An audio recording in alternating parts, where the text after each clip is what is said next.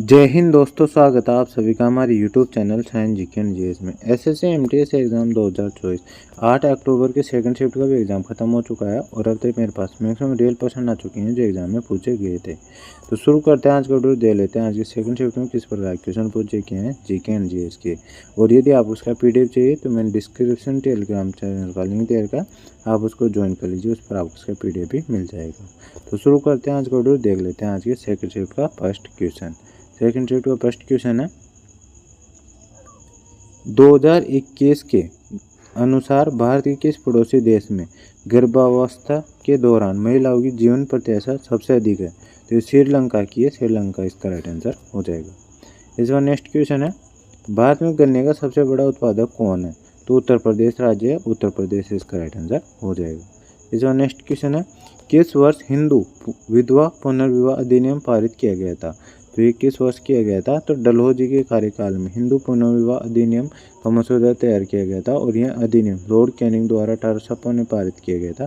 तो 1856 इसका right answer हो जाएगा। इसका नेक्स्ट क्वेश्चन है वेदों की और लोटा का नारा किसने दिया था? तो महर्षि दयानंद सरस्वती ने दिया था। तो ये इसका राइट आंसर हो जाएगा। और 10 अप्रैल 1875 वर्तमान मुंबई में आर्य समाज की स्थापना की थी महर्षि दयानंद ने, और दयानंद सरस्वती ने ही सबसे पहले 1876 में स्वराज्य का नारा दिया था। तो ये फैक्ट आपको ध्यान रखना। इसका नेक्स्ट क्वेश्चन है पुरुषों के लिए कबड्डी कोर्ट की लंबाई कितनी होती है? तो कबड्डी कोर्ट की लंबाई की बात करें तो 13 मीटर होती है, 13 मीटर इसका राइट आंसर हो जाएगा। और चौड़ाई की बात करें तो 10 मीटर होती है। तो ये भी आपको ध्यान रखना है। और महिलाओं के लिए कबड्डी मैदान की लंबाई 12 मीटर और चौड़ाई 8 मीटर होती है। तो ये फैक्ट आपको ध्यान रखना है। इसमें नेक्स्ट क्वेश्चन है भारतीय हॉकी टीम ने ओलंपिक में पहला स्वर्ण पदक कब जीता था? तो 1928 में एम्स्टर्डम ओलंपिक में जीता था। तो 1928 इसका राइट आंसर हो जाएगा। और कप्तान जयपाल सिंह मुंडा थे और ध्यानचंद ने 1936 के ओलंपिक के कप्तान बने थे। ये फैक्ट आपको ध्यान रखना है। इस बात करें तो भारतीय हॉकी टीम ने 1928 से 1956 तक लगातार 6 स्वर्ण पदक जीते थे। इसके अलावा भारत ने 1964 टोक्यो और 1980 में मॉस्को ओलंपिक में भी स्वर्ण पदक जीता था। ये फैक्ट आपको ध्यान रखना है। और भारतीय हॉकी टीम ने ओलंपिक में कुल 13 पदक जीते हैं, जिसमें 8 स्वर्ण 1 रजत और 4 कांस्य पदक शामिल है। ये फैक्ट आपको ध्यान रखना है। इस बार नेक्स्ट क्वेश्चन आता है कौन सा पर्वत हिमालय पर्वतमाला का हिस्सा नहीं है? तो सह्याद्री पर्वत नहीं है, सह्याद्री पर्वत इसका राइट आंसर हो जाएगा, क्योंकि सह्याद्री पर्वत का उच्चतम बिंदु कालसुबाई शिखर महाराष्ट्र के अहमदनगर जिले में स्थित है। यह पर्वत श्रृंखला पश्चिम घाट का हिस्सा है। तो फैक्ट आपको ध्यान रखना है, ना कि मतलब हिमालय पर्वत का। और जो अहमदनगर था पहले जिसका नाम था, अब इसका नाम क्या कर दिया गया है? इसका नाम चेंज करके महाराष्ट्र सरकार के द्वारा अब अहिल्याबाई शहर कर दिया गया है। तो फैक्ट आपको ध्यान रखना है। इस बार नेक्स्ट क्वेश्चन आता है प्रेरणा श्रीमाली को संगीत नाटक अकादमी पुरस्कार से कब सम्मानित किया गया था? तो कथक के जयपुर घराने 2009 में किया गया था। तो जो 2009 इसका राइट आंसर हो जाएगा। इसका नेक्स्ट क्वेश्चन है नागराजन मूर्ति किस देव से जुड़ी है? तो केरल के मन्नारशाला मंदिर नागराज और नागा यक्षी देवी की अनोखी मूर्ति है। तो ये किससे जुड़ी हुई है? केरल के मंदिर से जुड़ी हुई है, मन्नार राज मंदिर से, नागयक्षी देवी से। तो ये इसका राइट आंसर हो जाएगा। इसमें नेक्स्ट क्वेश्चन है तमिलनाडु के मदुरई में मनाया जाने वाला चिथिराई महोत्सव किस देवी की पूजा की जाती है? देवी मीनाक्षी की पूजा की जाती है। तो ये इसका राइट आंसर हो जाएगा। यह महोत्सव भगवान सुंदरेश्वर और देवी मीनाक्षी के दिव्य मिलन का जश्न मनाता है। तो ये फैक्ट आपको ध्यान रखना है। इसके नेक्स्ट क्वेश्चन है कन्नौज के लिए त्रिपक्षीय संघर्ष निम्नलिखित किन सेनाओं द्वारा लड़ा गया था? तो ये 3 राजाओं की सेना के मध्य लड़ा गया था। कन्नौज के लिए त्रिपक्षीय संघर्ष गुर्जर प्रतिहार, राष्ट्रकूट और पालो द्वारा लड़ा गया था। तो ये इसका राइट आंसर हो जाएगा। इसमें नेक्स्ट क्वेश्चन है गुजरात सरकार ने कितने रुपए के अनुदान के साथ एक जिला एक उत्पाद योजना लागू की है?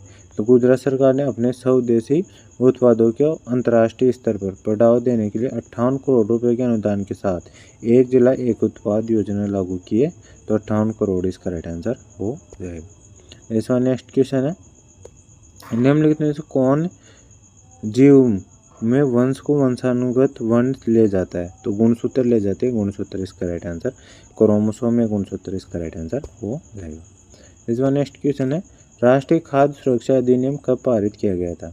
तो राष्ट्रीय खाद्य सुरक्षा अधिनियम 5 जुलाई 2013 को पारित किया गया था और 12 सितंबर 2013 को कानून में हस्ताक्षरित किया गया था।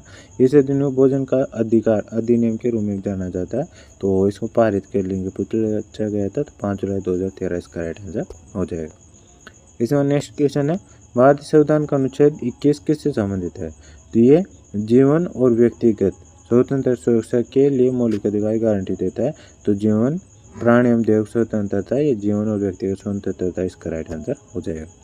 इसमें नेक्स्ट क्वेश्चन है, जिंदगी नामा उपन्यास किसने लिखा है? तो ये कृष्णा सोबती का उपन्यास है। तो कृष्णा सोबती इसका राइट आंसर हो जाएगा, जिनको 1980 में जिंदगी नामा के लिए साहित्य अकादमी पुरस्कार मिला था। तो ये फैक्ट आपको ध्यान रखना है। इसका नेक्स्ट क्वेश्चन है, हड़प्पा सभ्यता का स्नानागार जिसे ग्रेट बाथ के नाम से जाना जाता है कहाँ स्थित है? तो ये पाकिस्तान के सिंध प्रांत की मोहनजोदड़ो में स्थित है। तो पाकिस्तान या सिंध प्रांत का मोहनजोदड़ो इसका राइट आंसर हो जाएगा। इसका नेक्स्ट क्वेश्चन है, ऋग्वेद को मूल रूप से किस भाषा में रचा गया था? तो ऋग्वेद को मूल भाषा की बात है यूरोपियन भाषा में रचा गया था, इंडो यूरोपियन भाषा में। तो इंडो यूरोपियन भाषा इसका राइट आंसर हो जाएगा। और बात करें तो संस्कृत भाषा में रचा गया था वैसे तो, लेकिन जिसे इंडो यूरोपियन भाषा भी कहा जाता था। और वैदिक संस्कृत इंडो यूरोपियन भाषा परिवार के इंडो आर्यन उपसमूह की प्राचीन भाषा थी। तो ये फैक्टर आपको ध्यान रखना है। तो आपको ऑप्शन के अनुसार लगा देना था, यदि संस्कृत भाषा देर का हो तो संस्कृत, या इंडो यूरोपियन भाषा देर का होगा तो ये इसका राइट आंसर लगा आते। इसका नेक्स्ट क्वेश्चन है, गैब्रो किस प्रकार चट्टान का उदाहरण है? तो अग्नि में पत्थर का उदाहरण है। अग्नि में पत्थर मतलब चट्टान का उदाहरण है। तो ये इसका राइट आंसर हो जाएगा। इसका नेक्स्ट क्वेश्चन है, न्यायालय के न्यायाधीश रिक्त स्थान की आयु में सेवानिवृत्त होते हैं। तो संविधान के अनुच्छेद 217 के अनुसार उच्च न्यायालय के न्यायाधीश 62 वर्ष की आयु में सेवानिवृत्त होते हैं। तो 62 वर्ष इसका राइट आंसर हो जाएगा। और संविधान के अनुच्छेद 124 के क्लॉज 2 के अनुसार सर्वोच्च न्यायालय के न्यायाधीशों की सेवानिवृत्ति की आयु 65 वर्ष है। तो ये भी आपको ध्यान रखना है। तो यहाँ पे कहाँ पे पूछे गए थे, न्यायालय के न्यायाधीश की आयु मतलब रिक्त स्थान की आयु में सेवानिवृत्त होते हैं। तो यहाँ पे यदि क्वेश्चन यहाँ पे क्लियर नहीं पूछा गया मतलब बताया गया स्टूडेंट के द्वारा कि सर्वोच्च न्यायालय के लिए पूछा गया था या उच्च न्यायालय के लिए, यदि उच्च न्यायालय आए तो 62 वर्ष आपको राइट आंसर लगाना है। सर्वोच्च न्यायालय सुप्रीम कोर्ट आए तो आपको 65 वर्ष राइट आंसर लगा के आना है। प्रारंभ उच्च न्यायालय के न्यायाधीशों की सेवानिवृत्ति की आयु 60 वर्ष थी, जिसे बाद में 1963 में 15वें संविधान संशोधन विधेयक के द्वारा बढ़ाकर 62 वर्ष कर दिया गया है।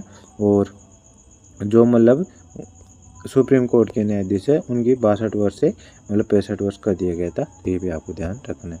इसका नेक्स्ट क्वेश्चन है, जब बेकिंग सोडा और शेर का प्रतिक्रिया करते हैं तो कौन सी गैस उत्पन्न होती है जो गुब्बारों को फुलाती है? तो कार्बन डाइऑक्साइड गैस उत्पन्न होती है जो मतलब CO2 गैस निकलती है। तो ये इसका राइट आंसर हो जाएगा। इसका नेक्स्ट क्वेश्चन है, माइक्रो फाइनेंस में SHG और BLP क्या है? मतलब रिक्त स्थान है। तो स्वयं सहायता समूह या बैंक लिंकेज कार्यक्रम है। तो ये इसका राइट आंसर हो जाएगा। स्वयं सहायता समूह बैंक लिंकेज कार्यक्रम भारत में एक कार्यक्रम है जिसका उद्देश्य विशेष रूप से ग्रामीण क्षेत्रों में गरीबी व्यक्तियों को वित्तीय सेवाएं और सहायता प्रदान करना है। तो ये फैक्टर आपको ध्यान रखना है। इसके बाद नेक्स्ट बात करें 1992-93 किस संस्थान ने स्वयं सहायता समूह बैंक लिंकेज कार्यक्रम शुरू किया था? तो नाबार्ड ने शुरू किया था। ये भी आपको ध्यान रखना है, जिसे राष्ट्रीय कृषि और ग्रामीण विकास बैंक के नाम जाना जाता है। और भारत में एक विकास वित्तीय संस्थान है जिसे 1982 में स्थापित किया गया था। तो ये फैक्टर आपको ध्यान रखना है। तो ये सभी क्वेश्चन थे जो आज के सेकंड शिफ्ट में पूछे गए थे। आई होप आपको वीडियो पसंद आया होगा सेकंड शिफ्ट के एनालिसिस का। वीडियो पसंद आया हो तो वीडियो को लाइक कर देना, चैनल पर नए हो तो चैनल को सब्सक्राइब कर बेल आइकन ऑन कर लेना। और यदि आपको इसका PDF चाहिए तो मैंने डिस्क्रिप्शन पे टेलीग्राम चैनल का लिंक दे रखा है, आप उसको ज्वाइन कर लीजिए, उस पर आपको इसका PDF भी मिल जाएगा। तो मिलते हैं नेक्स्ट वीडियो में, तब तक के लिए जय हिंद जय भारत।